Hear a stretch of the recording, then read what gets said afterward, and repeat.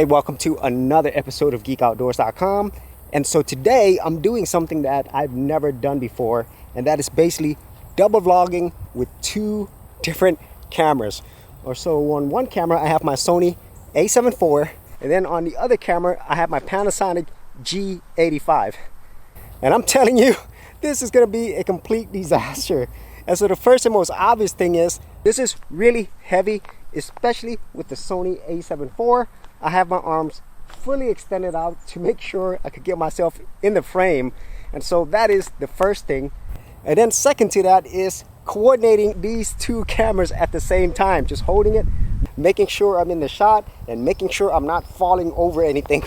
And this is really difficult. Now I know there are accessories that you could get to actually have multiple cameras on basically a tripod at the same time, but I don't have that, so I'm using my arms fully extended out.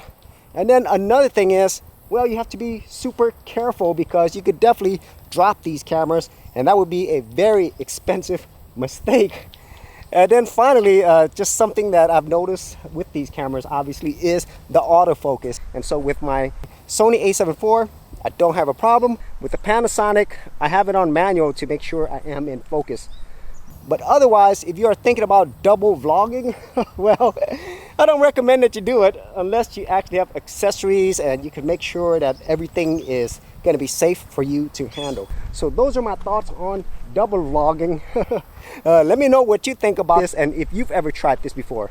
So if you actually had any thoughts on this, leave it in the comments area below, and I'll see you on another video.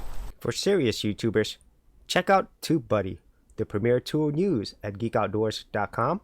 Get more done today by checking out the affiliate link in the description area below.